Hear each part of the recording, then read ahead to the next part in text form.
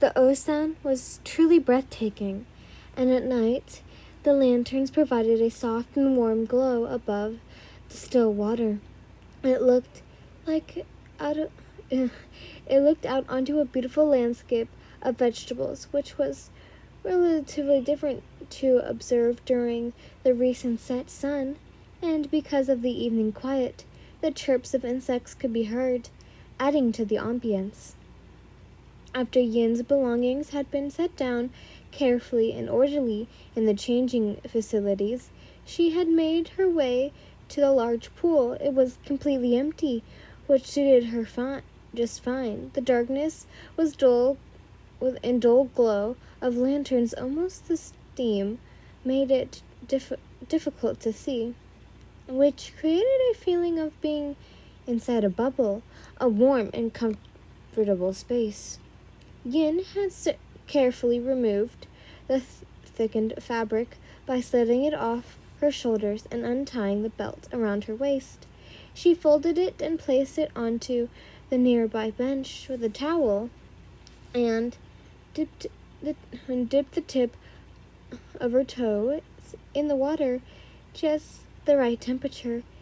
A sort of burning hot from the day's heat started to settle in her after the horizon melted away.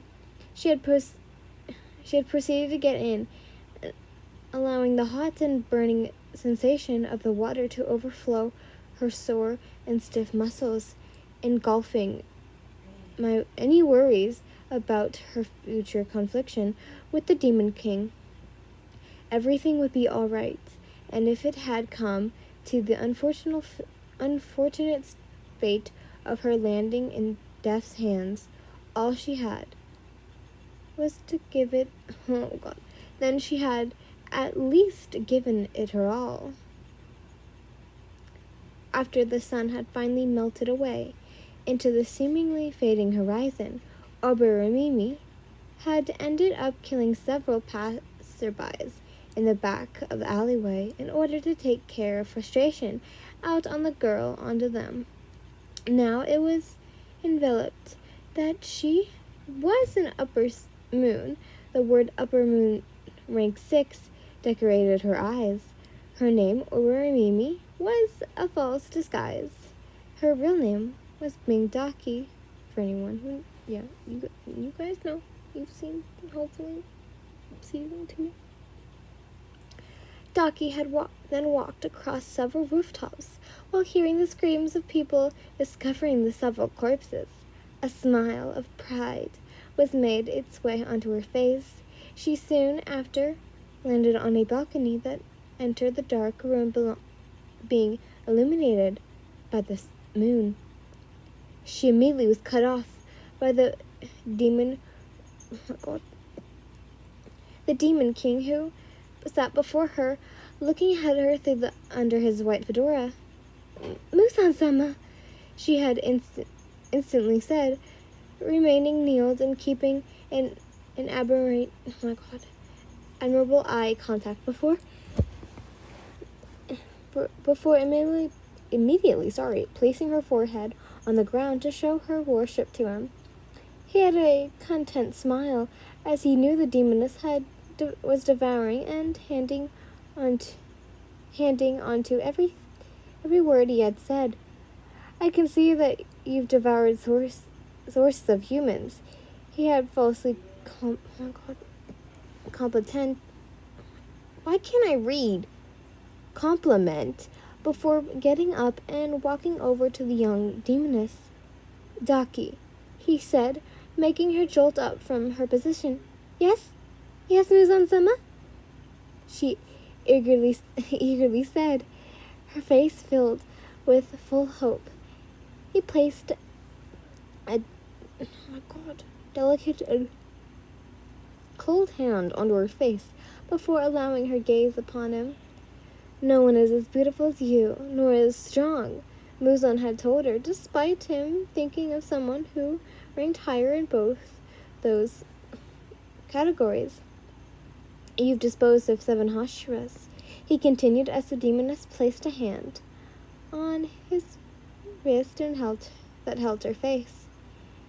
"You're going to be even more powerful from here on out," he said, forcing away his cringe at the touch of something so lowly to him. Later, in the warm glow of a nearby lantern, Muzan was set down with a young demoness resting her head on his thigh. "Daki, there is a Hashira who slipped away from my grasp. I had come to the console that she had been taken by death, but find her and bring her to me unharmed." Muzan had emphasized the unharmed. He would do that himself if she wasn't willing to cooperate. As the girl rested in the warm water, she ducked under the water fully to wet her hair. Now her hair turned a few shades darker now that it was held under the water.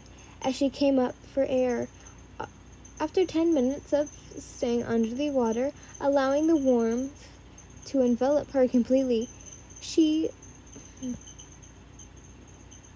I hate that fan. I'm sorry. She guilted her hands through her hair. Her eyes were cloudy, so she took the pads of her fingers to delicately wipe over and close eyelids as she opened them. It was cleaner. The steam was still heavy apart, but her vision was much better. "Ah, finally come back for some air," a familiar voice cooed before the nearby bench where the girl's kimono and towel was. Immediately, the water rippled as the girl swung her head around to face something she had hoped to avoid. Upper moon, too. An invisible gasp would escape her lips before she suddenly ducked under the water before coming back up again after a few seconds to find the room empty. Yun-san, are you still alright?" was asked from outside the indoor Osan. I just realized I'm so stupid. The girl steadied her heartbeat before answering. Yes, I'll be out in a minute," Yin said. She then calmed herself, stepped out of the warm water. The lukewarm summer